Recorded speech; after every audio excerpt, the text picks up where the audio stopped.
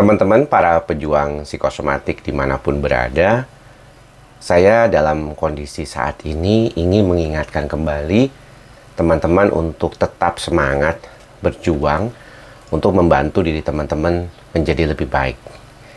Mengapa saya katakan demikian?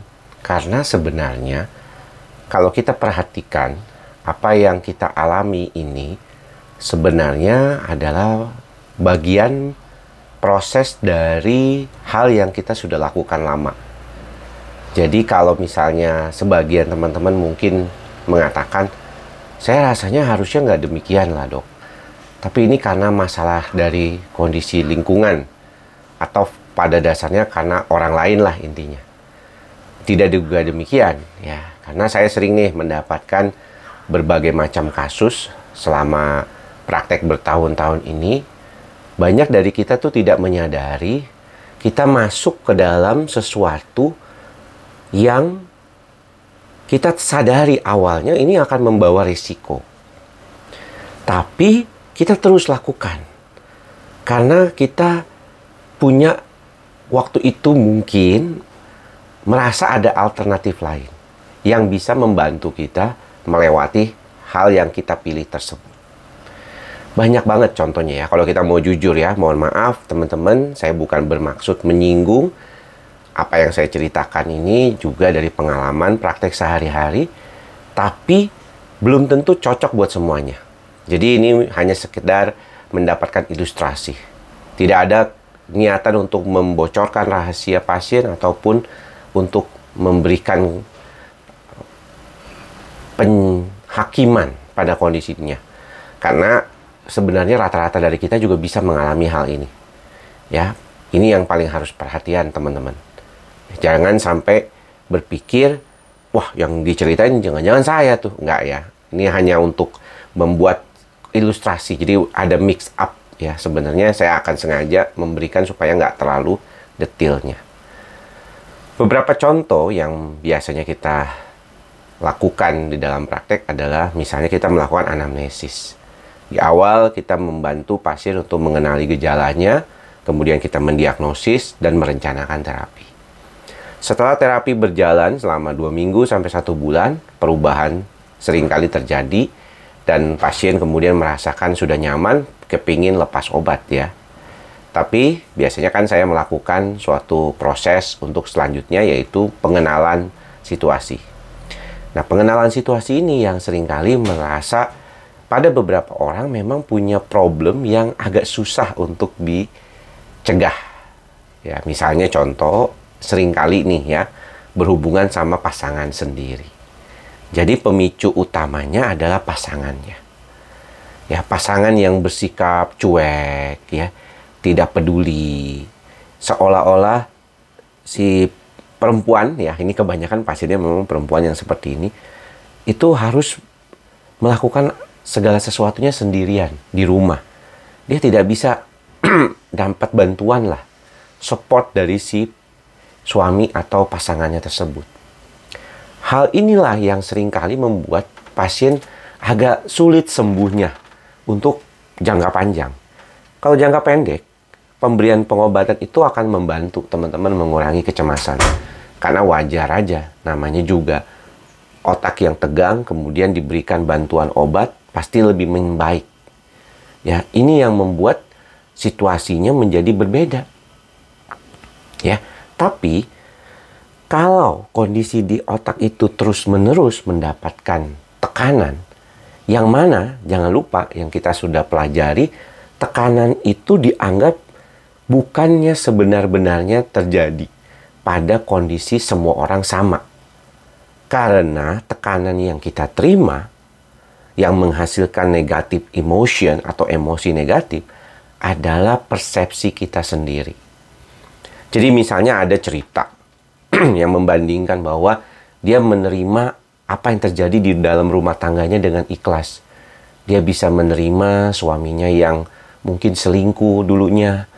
Dia bisa terima suaminya yang tidak suportif. Atau dia bisa terima kalau suaminya punya pasangan lain atau istri lain. Dan dia terima ikhlas itu sebagai suatu bagian dari proses kehidupannya. Walaupun dengan tekanan di awal, tapi dia kemudian bisa ikhlas, dia bisa, itu tidak lagi emosi negatif. Jadi dia biarin aja deh, sebodoh amat. Ya, tapi saya rasa itu sulit. Nggak mudah buat orang menerima pasangannya itu punya pasangan lain. Jadi hal yang sebenarnya sering terjadi ini menjadikan kita tuh kesulitan untuk menjadi lebih baik karena emosi negatif selalu ada. Dan ini akan berproses terus berproses. Tidak akan selesai hanya dengan menggunakan obat. Ya, makanya kalau kita di dalam grup psikosomatik atau pejuang psikosomatik ini, kita memberikan teman-teman itu pengertian bahwa situasi ini tidak mudah. Teman-teman harus sadari ya bahwa ada hal-hal tertentu yang selama ini mungkin teman-teman tutupi. Misalnya berusaha mengatakan suami saya atau pasangan saya itu sebenarnya baik. Tapi, ada tapinya tapi ya. Sebenarnya begini, tapi, nah ini dia. Problem-problem yang mungkin tidak kita sadari. Kita harus menerima apa adanya dulu. Tapi kemudian berupaya untuk mengatasi kondisi tersebut. Kalau tidak bisa bagaimana? Ya terus-terusan akan begitu. Berputar ya. Bagus, begitu lagi, baik. Nanti sakit lagi gitu. Kan nggak ada beresnya gitu. Nah ini yang mungkin perlu diperhatikan ya sama teman-teman. Karena kalau tidak, akan berkutat terus di situ. Kasus lain yang sering terjadi bukan cuma pasangan, tetapi orang tua. Ya, buat sebagian teman-teman yang tinggal bersama orang tua, walaupun sudah menikah atau belum menikah sekalipun, tekanan orang tua itu seringkali membuat masalah di dalam kehidupan kita. Dan ini secara umum kita harus sadari. Karena kita juga tahu bahwa kita nggak bisa mengubah orang tua kita. Ya, dia adalah pribadi yang lain, dia adalah orang yang berbeda, punya pikiran yang berbeda. Bahkan ada beberapa jokes dia dalam tanda kutip, walaupun miris dikatakan, saya ini kayaknya harusnya nggak berobat dok. Yang harusnya berobat itu orang tua saya gitu. Tapi ya apa daya saya yang harus berobat gitu. Inilah sebenarnya problematika ya yang susah lah sekaligus ya. Bagaimana kita bisa menyikapi situasi yang terjadi yang sebenarnya tidak nyaman buat kita, tapi kita harus hadapi setiap hari. Dan orang mencoba bersabar dengan kondisi seperti ini, tapi akhirnya kadang-kadang nggak bisa juga. Orang mencoba ikhlas, seperti kita sering dengungkan mantra kita. Tapi kadang-kadang nggak bisa juga. Ini mau nggak mau dia harus belajar menerima walaupun dengan berat hati gitu. Dengan emosi negatif kembali. Emosi negatif akan mengaktifasi amigdala. Amigdala akan mengaktifkan sistem-sistem yang lain. HPA aksis, kemudian sistem saraf otonom, parasimpatis dan simpatis. Tidak heran teman-teman akan mengalami gejala-gejala kecemasan disertai dengan gejala psikosomatik. Jadi kayak berputar terus seperti itu. Dan seringkali memang gimana ya? Saya sendiri dalam praktek tidak sepenuhnya bisa membantu di sisi tersebut ya. Nggak ada lagi yang bisa membantu selain diri teman-teman sendiri.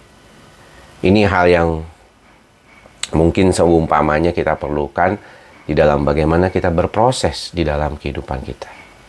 Saya berharap teman-teman bisa belajar pelan-pelan. Itu hanya sebagian kecil contoh. Nanti ada pekerjaan, ya. Ada juga misalnya membuat kita tuh sengaja, misalnya kita bermain di di pasar saham, di bursa efek gitu ya. Kemudian kita tahu bahwa kita itu mengambil untung dari zero sum game. Jadi main saham gorengan gitu ya. Ya itu sih udah tau lah masalahnya. Walaupun teman-teman, saya kan pinter, saya udah biasa. Iya, tapi Anda mendapatkan keuntungan dari kerugian orang lain rata-rata. Kita jujur aja ya begitu ya. Ya, itu udah dibuktikan itu. Kalau main gorengan tuh begitu. Kita akan ambil nilai yang paling tinggi dijual, kemudian dapat yang sisanya itu adalah yang telat jual gitu ya akhirnya. Jadi tegang terus otaknya dan akan membuat masalah. Ya, jadi ini hanya untuk mengingatkan kita kembali bahwa nggak mudah, tapi harapan saya sih, selain pengobatan tentunya, teman-teman juga mau belajar pelan-pelan melepaskan itu. Menerima kondisi itu sebagaimana adanya. Walaupun ada beberapa orang yang tidak kuat, misalnya melakukan perceraian, ya, atau pindah dari rumah, itu salah satu yang mungkin bisa dilakukan. Tidak mudah, tidak semuanya akan happy, ya, tapi itulah konsekuensi yang bisa diambil. Oke? Thank you teman-teman semua yang masih bergabung di channel Pejuang Psikosomatik, dan saya ucapkan terima kasih yang sudah berlangganan selama ini. Terima kasih. Sampai ketemu lagi di lain kesempatan. Salam sehat jiwa. Mantra kita bersama jangan lupa, ikhlas, sabar, dan sadar. Semoga semua makhluk berbahagia. Bye.